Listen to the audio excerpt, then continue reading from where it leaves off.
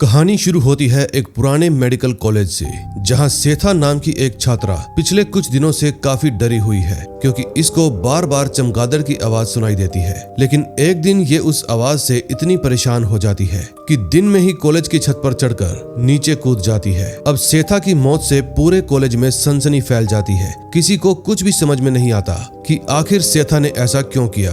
दोस्तों, आगे बढ़ने से पहले मैं आपको बताना चाहता हूं कि ये हमारे नए चैनल की पहली वीडियो है, इसलिए हमें आपके सपोर्ट की बहुत जरूरत है। अगर आप सब्सक्राइब करते हैं तो आपको भी याद रहेगा कि आप इस चैनल के शुरुआती सब्सक्राइबर्स में से एक हैं। तो अब चलते हैं कहानी की ओर। ये है अवंतिका, जो कि एक न्यूरो डॉक्टर है। इसको कई दिनों से बार बार एक ही सपना आ रहा था, जिसमें ये सेथा की मौत को पहले से ही देख रही थी। लेकिन जब वो घटना हकीकत में घट जाती है तो ये बहुत ज्यादा हैरान हो जाती है। अब डॉक्टर होने की वजह से इसको भी पता था कि अगर ये लोगों को अपने सपनों के बारे में बताएगी तो कोई भी इसकी बात पर विश्वास नहीं करेगा, इसलिए ये उसके बारे में किसी को भी नहीं बताती। तभी कुछ समय बाद कॉलेज में एक और लड़का जिसका नाम मुकेश था, वो भी बिल्कुल उसी तरह छत से कूदकर खुद की जान ले लेता है। अब लगातार हो रही इन रहस्यमयी मौतों की वजह से पूरा कॉलेज डर में डूब जाता है। हर कोई ये मानने लगता है कि इस कॉलेज में किसी भयानक आत्मा का साया है जो एक एक करके छात्रों को मौत के घाट उतार रही है। फिर जब सभी टीचर्स इकट्ठा होकर ये बात प्रिंसिपल को बताते हैं तो वो इन बातों को अफवाह मानता है और कहता है कि ये कॉलेज पिछले 75 ईयर्स से ऐसे ही चल रहा है और आज तक यहाँ कभी भी कोई घटना नहीं हुई। ये हमारे कॉलेज का नाम खराब करने के लिए किसी की साजिश है। लेकिन लगातार हो रही मौतों की वजह से कोई भी टीचर उनकी बात मानने को तैयार ही नहीं होता।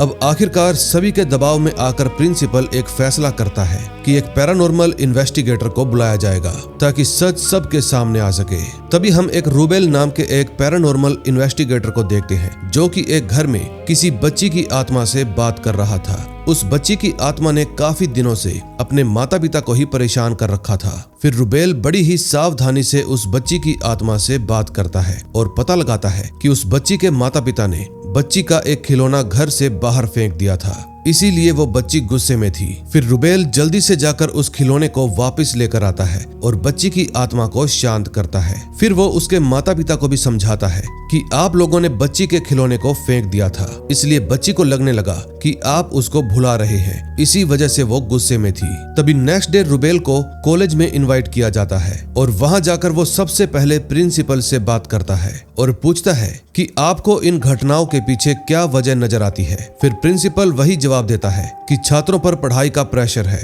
और इसी कारण से उनके दिमाग में बहुत टेंशन है। फिर रूबेल उसकी बात सुनकर फैसला करता है कि मैं कल से ही अपनी जांच शुरू कर दूंगा। जांच की शुरुआत करते ही रूबेल सबसे पहले सेथा की क्लास में जाता है और उसके दोस्तों से उसके आखिरी दिनों के व्यवहार के बारे में पूछताछ करता है। तभी एक लड़की बताती है कि मौत से लगभग एक हफ्ता पहले सेथा पूरी तरह से बदल गई थी। अब वो पहले की तरह हंसती बोलती नहीं थी, हमेशा चुपचाप रहती थी और किसी के साथ भी घूमना फिरना तक पसंद नहीं करती थी। अब ये सब बातें सुनकर रूबेल को शक होने लगता है कि मामला जितना सरल दिख रहा है उतना सरल है नहीं। तभी दूसरी स्टूडेंट एक और चौंकाने वाली बात बताती है कि अगर सेथा के सामने कोई जोर से चिल्लाता था तो वो अपना आपा खो बैठती थी और खुद ही बहुत डरावनी आवाज में चीखने लगती थी। स्टूडेंट से पूछताछ करने के दौरान रूबेल को पता चलता है कि सेथा की क्लास अवंतिका लिया करती थी। अब ये बात सुनते ही उसका शक और गहरा हो जाता है, जिसके बाद रूबेल उस जगह की जांच करता है जहां पर सेथा अक्सर ही बैठा करती थी।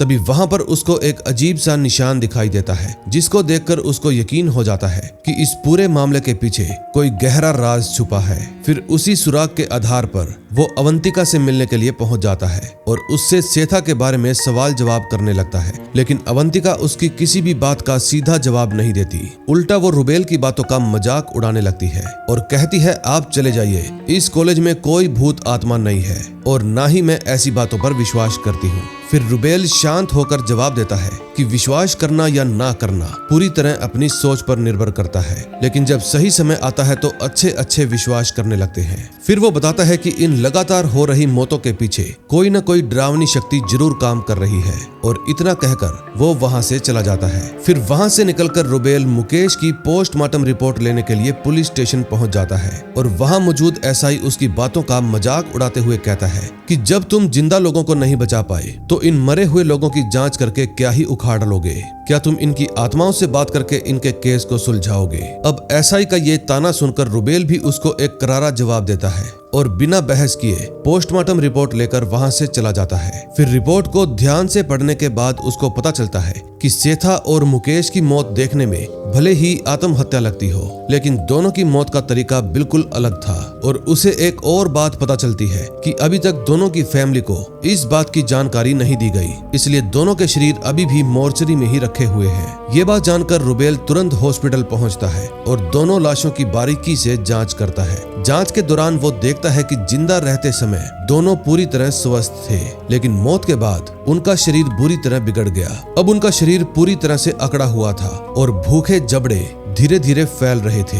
ये देखकर रुबेल वहां मौजूद डॉक्टर से इसकी वजह पूछता है, लेकिन डॉक्टर भी साफ साफ कह देता है कि मेडिकल साइंस के हिसाब से मैं खुद समझ नहीं पा रहा कि आखिर ऐसा क्यों हुआ। तभी जांच के दौरान रुबेल की नजर मुकेश की बॉडी पर बने एक अजीब से निशान पर पड़ती है, लेकिन हैरानी की बात तो ये थी कि बिल्कुल ऐसा ही निशान उसने सेथा के बेंच पर भी देखा था।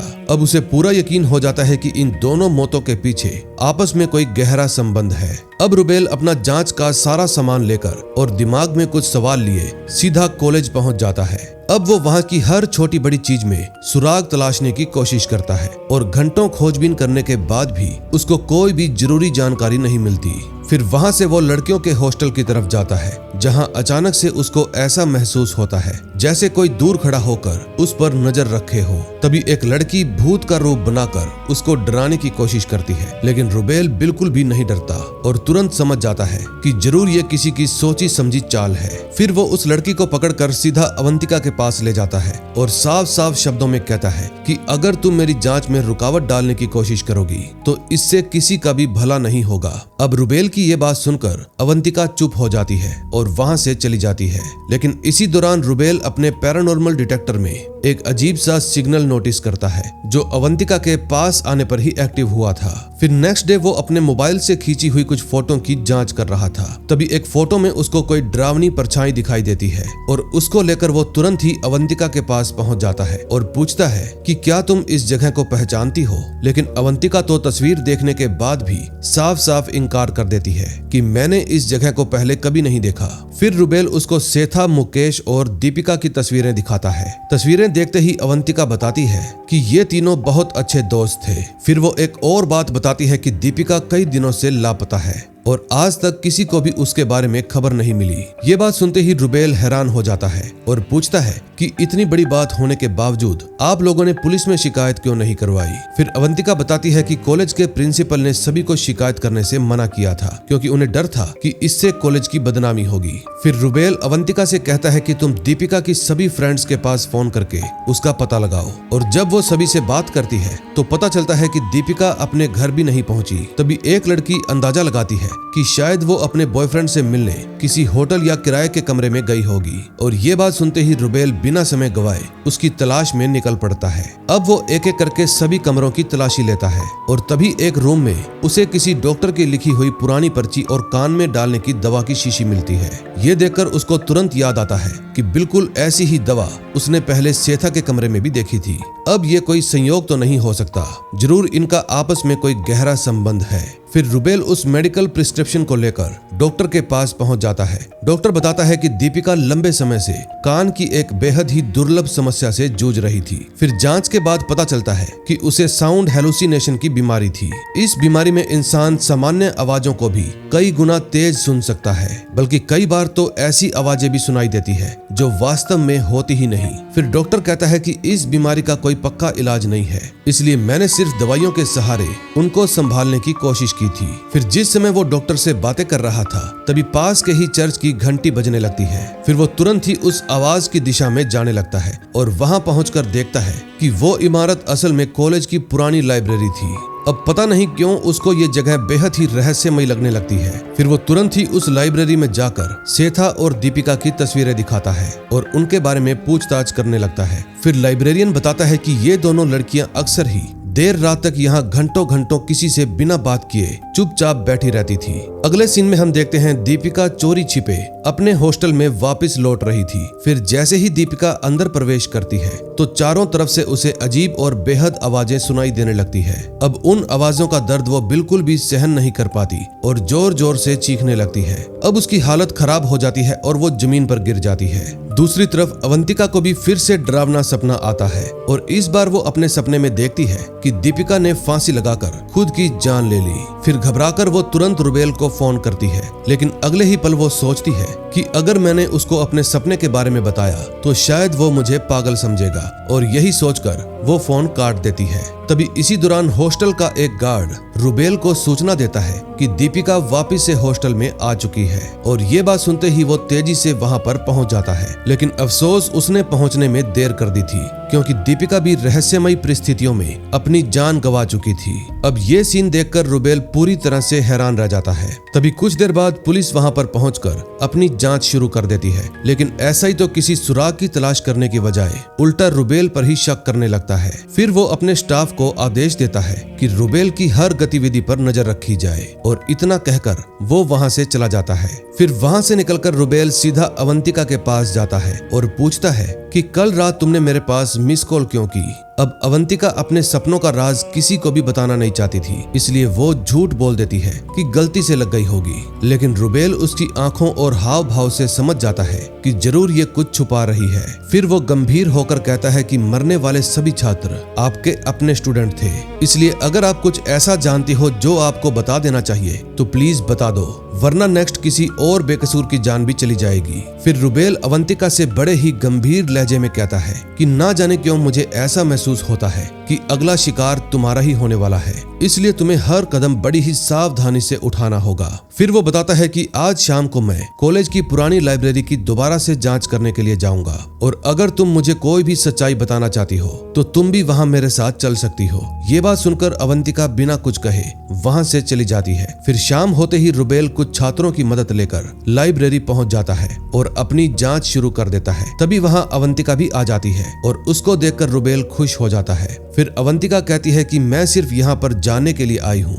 कि क्या सच में इस जगह पर कोई अलौकिक शक्ति मौजूद है या फिर ये सब लोगों का भ्रम है। फिर रुबेल अपने इंस्ट्रूमेंट की हेल्प से आत्माओं से कांटेक्ट करने की कोशिश करता है, और कुछ ही देर में उसको एहसास हो जाता है कि इस लाइब्रेरी में एक नहीं बल्कि कई सारी बेचैन आत्माएं मौजूद हैं। तभी उसके इंस्ट्रूमेंट्स लगातार असामान्य संकेत देने लगते हैं। तभी अचानक से अवंतिका का व्यवहार पूरी तरह से बदल जाता है और देखते ही देखते उसका पूरा शरीर कांपने लगता है। अब उसकी आंखें भी बदल जाती है, जैसे वो किसी शक्ति के कंट्रोल में आ गई हो।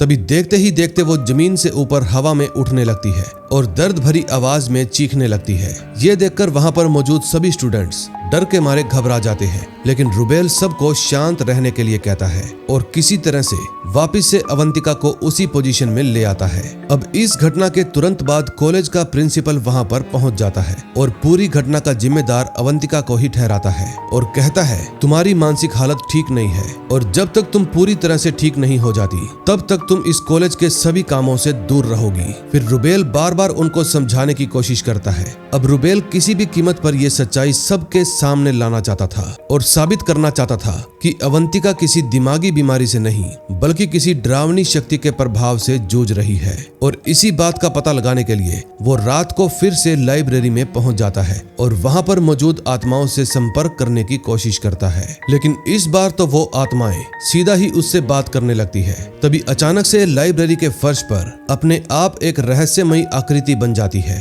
फिर रुबेल उस आकृति को बड़े ही ध्यान से देखता है और समझ जाता है कि जरूर ये कोई संकेत है। अब उसे यकीन हो जाता है कि इस चिन्ह का संबंध किसी पुरानी घटना से है, जिसको समझने के बाद ही वो आत्माओं तक पहुंच पाएगा।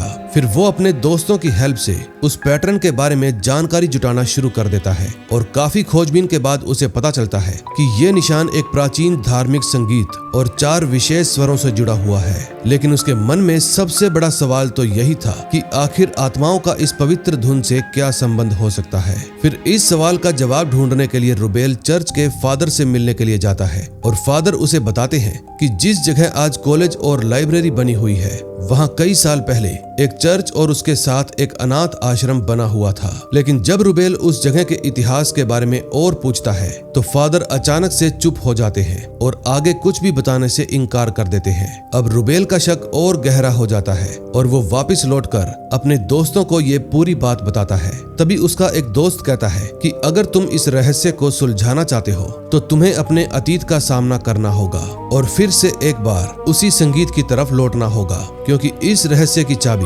उसी में छुपी हुई है। अब पहली बार रुबेल के अतीत का राज सबके सामने आता है कि कभी वो एक बेहतरीन पियानो वादक हुआ करता था, यानी कि पियानिस्ट। उसको संगीत से इतना लगाव था कि वो अपनी बीमार माँ का भी ठीक से ख्याल नहीं रख पाया और इसी वजह से उसकी माँ की मौत भी हो गई। और तब से लेकर आज तक रुबेल खुद को ही अपनी माँ की मौत का जिम्मेदार मानता है और उसने हमेशा के लिए संगीत भी छोड़ दिया। लेकिन आज मजबूरी में वो फिर से वही पुराने सुर और धुन तैयार करने लगता है और काफी मेहनत के बाद जब वो उस खास धुन को तैयार कर लेता है तो अचानक से उसको याद आता है कि यही क्रम रेडियो की फ्रीक्वेंसी पर भी इस्तेमाल किया जा सकता है। फिर वो गाड़ी के रेडियो में वही खास नंबर और धुन सेट करता है और जैसे ही वो ऐसा करता है रेडियो अपने आप एक अजीब सा सिग्नल पकड़ लेता है और उसको एक सुनसान जंगल की ओर ले जाने लगता है। फिर रुबेल उस संकेत का पीछा करते हुए जंगल के बीच में पहुंच जाता है, जहां उसकी मुलाकात एक बूढ़े व्यक्ति से होती है जो ताबूत बनाने का काम करता है।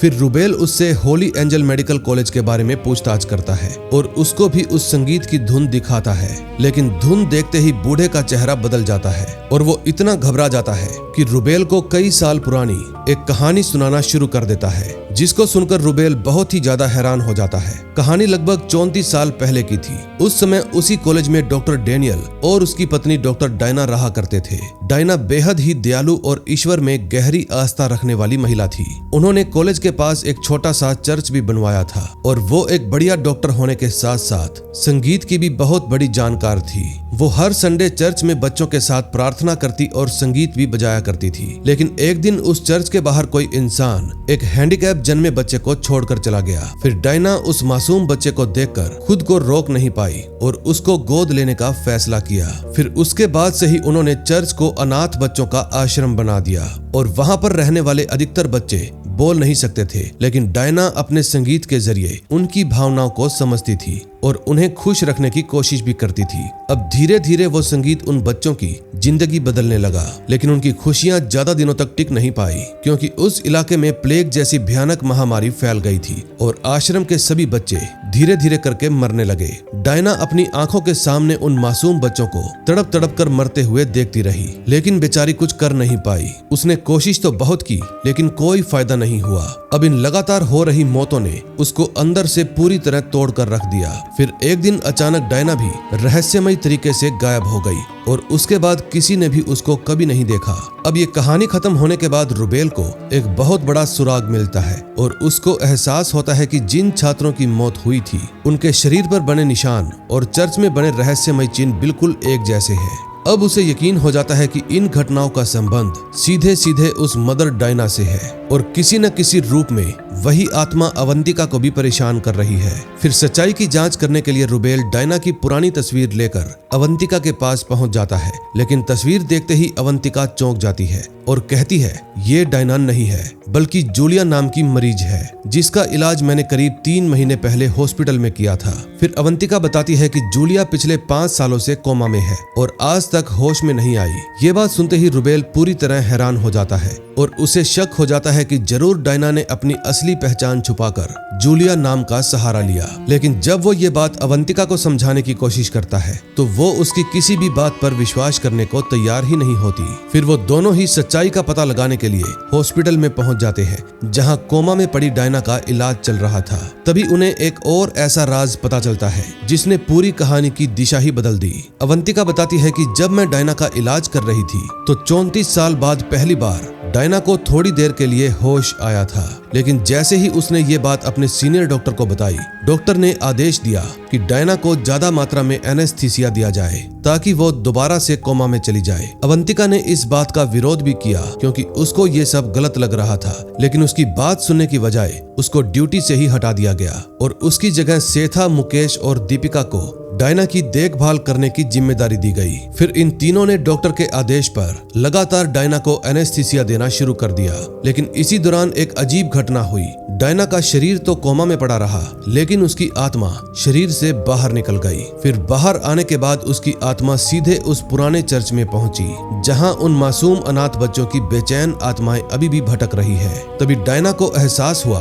कि उसके साथ जो कुछ भी हो रहा है वो कोई हादसा नहीं, बल्कि पहले से ही रची हुई एक साजिश थी। अब सच्चाई सामने आते ही उसकी आत्मा गुस्से से भर गई और उसने सबसे पहले सेथा, मुकेश और दीपिका को अपना निशाना बनाया।